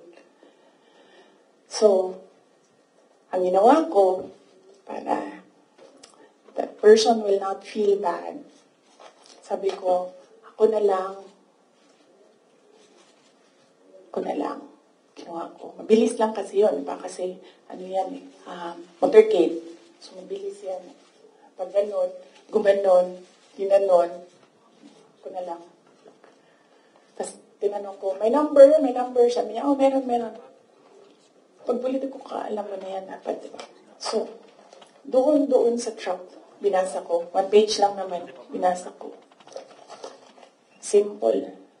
Request of 5,000 pesos for livelihood. Tumingin siya sa akin. Sabi ko, ako na bahala nito. Maliit lang na bagay ito. Ako na. Sabi niya, okay, sige. Yan lang.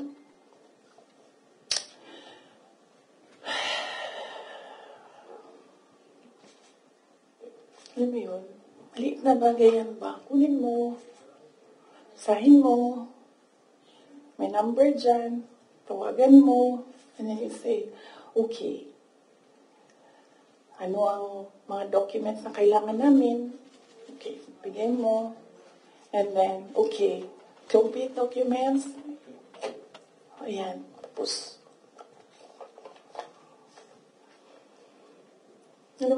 for some people, wala lang yung 5,000. But for other people, 5,000 is everything.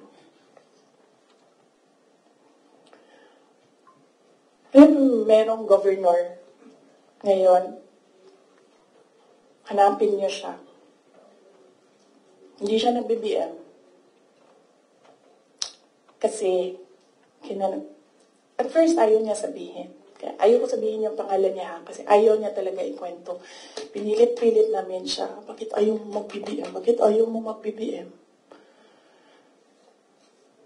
Ayaw ko sabihin kung sino yung kasama ko. Pero, may kasama ako. And then, bakit ayaw mo mag-BBM? Sabi nung kasama ko, kausapin natin ito. Iupo natin itong governor na ito. Sabi ko, okay, sige. Sabi ko, bakit ayaw mo mag-BBM? Sabihin mo sa akin. Kitayo mo. Ganon din ang kwento ng governor. May ibang version lang, konti. Hindi straightforward na ganon. Ang kwento ng governor. Siya nakita ko with my own 2 eyes kasi ako yung nag-i-escort sa kanya. And for that reason, hindi ako mag-BBM. Okay na. Sabi ko sa kanya, okay, di na magsara ka na lang.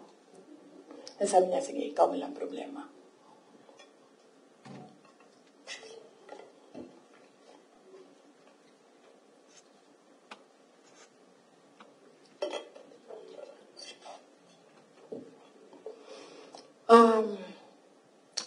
sorry. Nag-sorry ako sa mga members ng Kingdom of Jesus Christ. Kasi I asked them to support President Marcos during the elections. And individually, kapag merong lumalapit, nagsasabi na, we are in this shit hole because of you, and sinasabi ko din, I'm sorry. I'm sorry, but sabi ko sa kanya, kung bigyan ako ng Diyos ng pagkakataon, yan lagi yung sagot ko. Kung bigyan ako ng Diyos ng pagkakataon, bawiin ko lahat yan. Hindi ko bawiin yung nangyari, bawiin ko yung dapat para sa bayan. Alam niyo, next week na lang yan kay Martin. Pero si Martin talaga is an embarrassment for the Philippines in the global stage. Kakahiyak. Next week na lang, or next week after Undas. After Undas, pag-start ng house. No? Okay.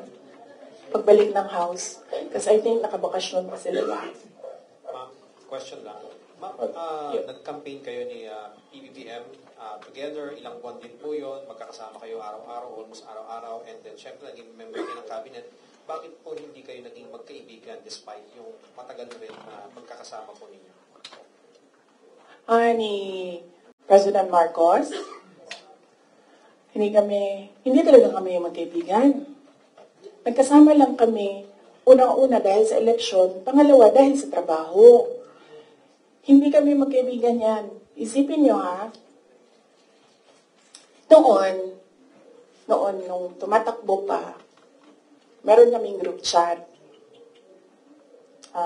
Nandun siya. So, yun lang yung some sort of communication namin dun sa loob ng group chat na yun.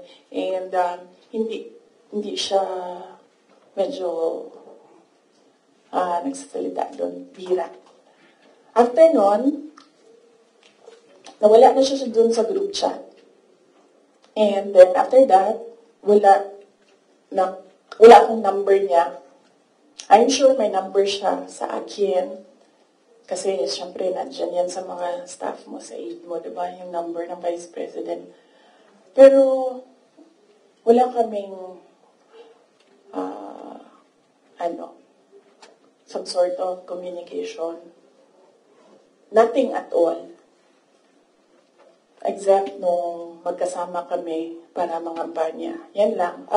Sa labas niyan, wala na.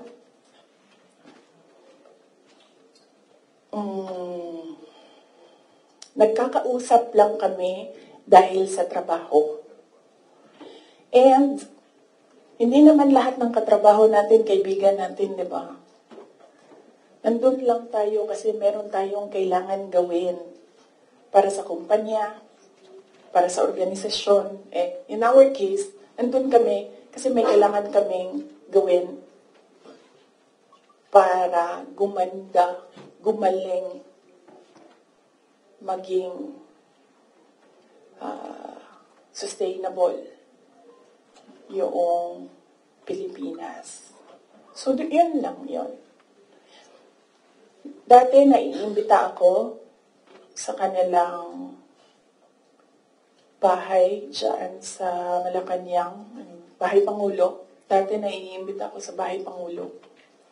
Pero, I was just tolerated. Kasi, may gamit naman ako. Alam mo yun, I'm useful to them. So, I was just tolerated. And alam ko naman yun. But wala naman problema sa akin yun. So, as long as I can do my job sa DepEd, tsaka sa Office of the Vice President, mabigay ko lang yung promise ko, plataforma ko, promise ko sa bayan. Magawa ko lang yung kailangan gawin para sa education sector. Walang problema. You can tolerate me all you want. You can invite me sa mga gatherings nyo. Pero I knew I was tolerated. Because Lisa Marcos is another story. Unahin muna natin si Martin Romualdez.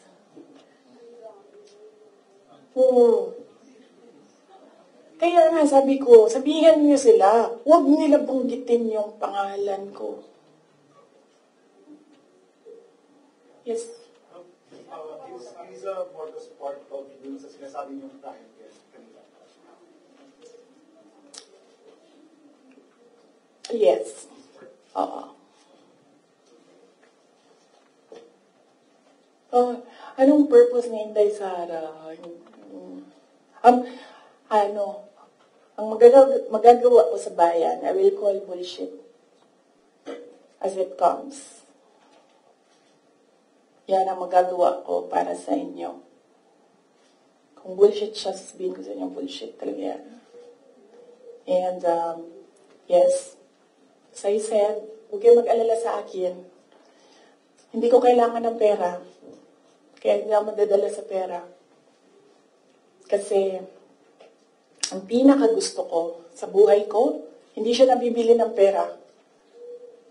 So, kahit man meron akong 500 billion sa likod ko, hindi pa rin mabibili yung gusto ko. So, hindi ko siya kailangan. And hindi ako takot. That's why I said, you can drag me to hell all you want. Wala ang problema sa akin yan. Si Martin ba?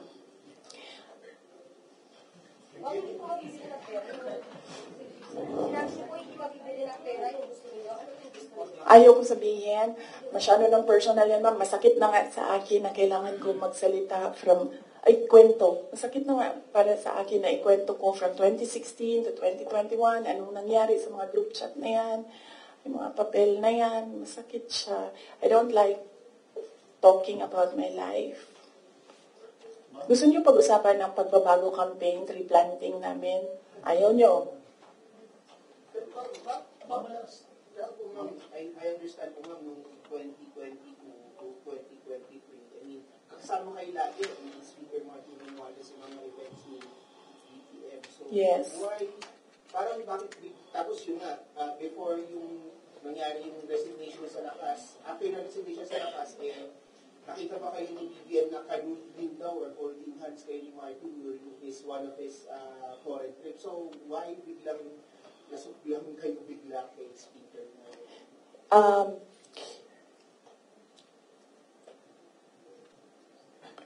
That the time, na-ambush niya ako ni Martin. Tingnan mo yung footage. Di ba nakaganyan yung kamay ko? Kasi hinihila ko yung kamay ko. Hindi ko naman siya mahila pag ganyan, diba? Nilalagyan ko ng force kasi hinihila ko. Hinihila din niya. So, naisip ko, okay, fine. Huwag na natin bigyan ng sakit ng ulo ang presidente kasi ang dami niyang kailangan gawin para sa bayan. Apparently, wala. Pero, at the time, huwag na natin, for me, sabi ko, okay, sige. Ayoko maging headache sa ibang tao. Ayoko maging pabigat sa ibang tao. Ayoko na maabala ang ibang tao dahil sa akin. So, at the time, although hinihila ko yung half-hearted din yun na ginaganon niya. So, okay. Sige. May red flag din yan si Martin eh. Magkatabi kami niyan sa airplane nung kampanya. May sinabi ako sa kanya, may sagot siya sa akin. Pero yes, imagine niyo, meron tayong speaker na on record, on paper, in another country, na tumanggap ng suhol. Kaya. Baka na-elaborate lang po yung speaker on record. Kailan ba yung speaker part? Kailan yung Martin Romualdez part? After November? After opening ng house, yes. Let's talk about mga confidential funds ng House regarding po sa DepEd and the OVP's confidential funds.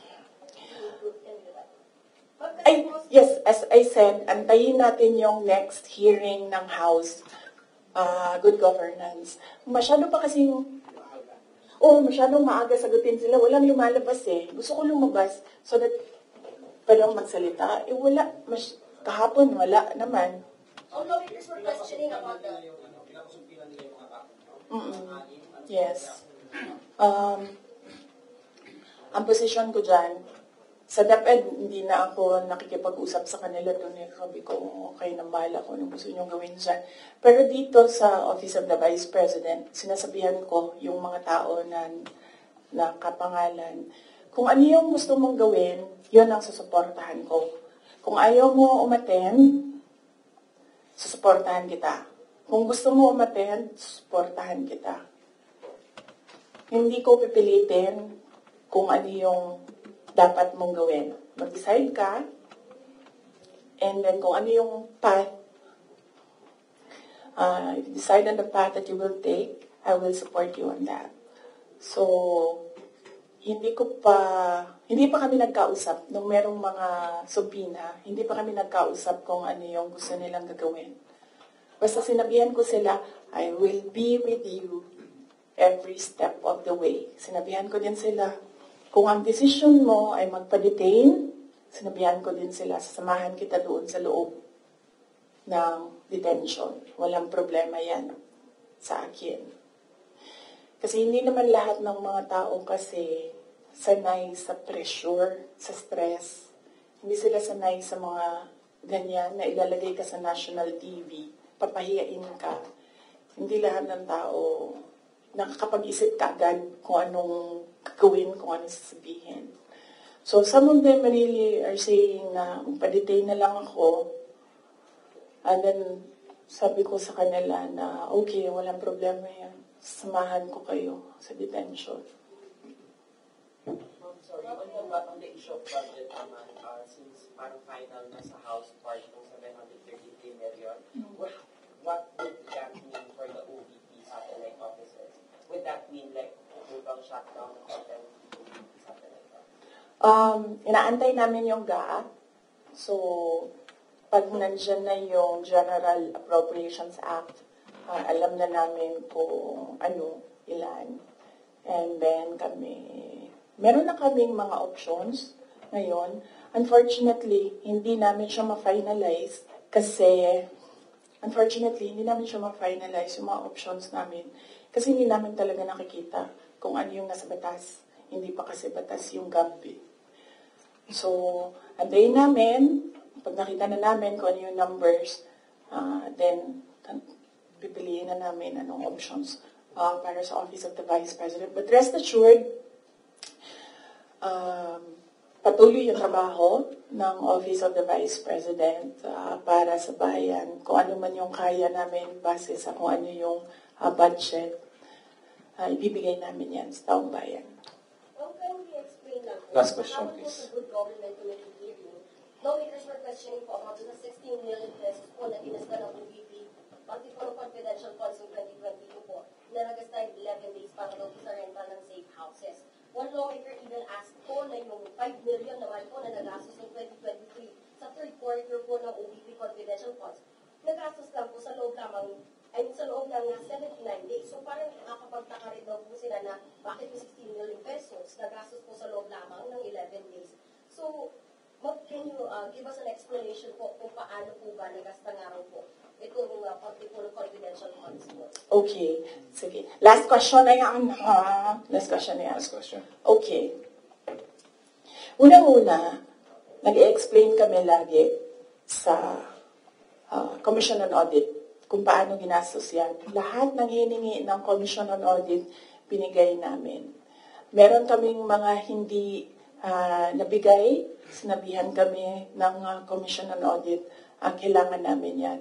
So, we fully cooperated and participated and submitted to the Commission on Audit with regard to the confidential funds. Alam niyo, hindi nakakapagtataka sa gobyerno gumastos ng millions araw-araw. Kami doon sa DepEd noon, pumipirma kami billions in one day para maglabas ng pera. So, hindi nakakapagtataka ang 5 million, 10 million in a day. Pirma lang yan. Tapos lalabas na yung pera. Ibabayad na yan kung saan yan ibabayad. And then, babalik na yung documents para sa ganyan. Ganun talaga ang gobyerno. Gumagastos siya everyday para sa mga projects niya. And sometimes, it's not millions, billions ang pinipirmahan ng mga opisina ng gobyerno para sa projects. Okay? Yes. Maraming salamat.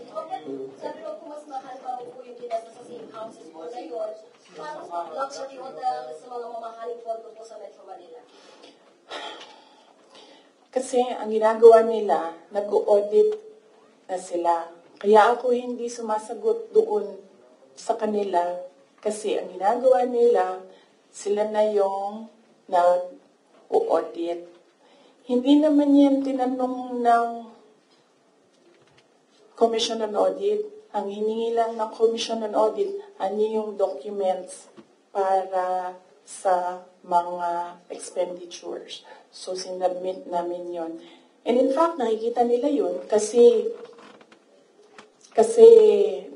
sinubina nila lahat ng documents. The thing with the hearing is kung makikita mo, kahapon, hindi ko napanood, kaya hindi ako mag-comment, pero nakita ko sa transcript na kahit anong sabihin ng tao na nakaupo doon, ng resource person, kukontrahin siya noong nagtatanong. Walang tamang sagot sila tatanggapin. Kahit yung COA na mismo ang nagsabi kung ano yung trabaho niya, hindi nila tinatanggap na sagot.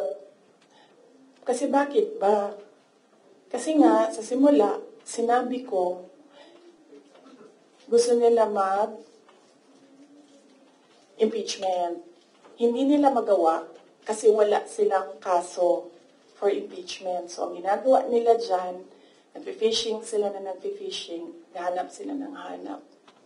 Alam nyo, before ako umupo, alam ko, impeachable officer ako. So, binasa ko yan. Ano ang impeachment? What are impeachable offenses? Ano ang pwedeng gawin mo na ma-impeach ka? Binasa ko yan lahat. Si BBM, sabihin ko sa inyo, may listahan ako ng 5 bagay na impeachable offense niya. Pero sa tingin niyo, papasa dyan sa House? Of course, hindi. Diba?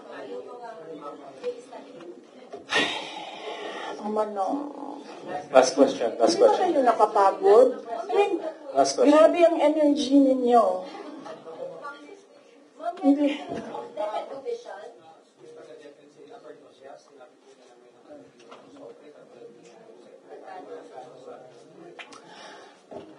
Yung envelope na yan, kaya ako sinasabi kanina, antayin natin yung next hearing. Kasi hindi pa siya enough eh. Ang gusto nila kasing palabasin sa mga tao, yung envelope na yan, yung pera na yan, galing sa confidential funds. Yan yung gusto nilang i-portray sa public. Para yung perception ng tao, hindi talaga ginamit para sa ano. Pero kasi, para sa akin, kulang pa siya.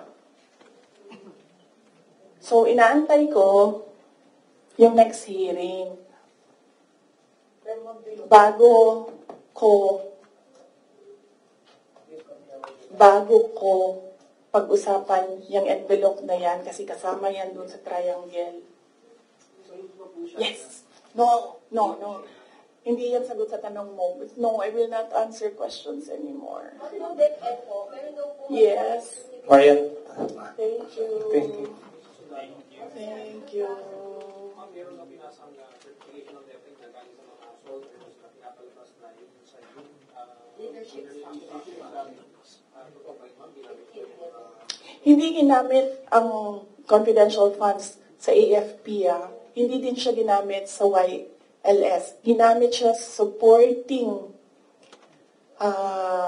information doon sa mga areas kung saan may nakuha na reports na at risk ang mga bata.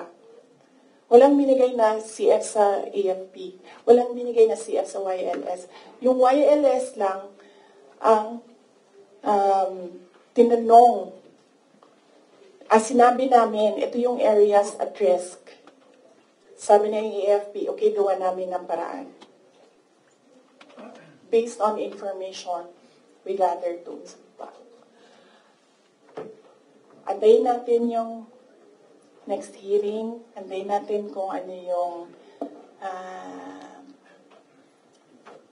sabihin doon. Tapos isa-isahin natin siya. Okay. Yes. Thank you.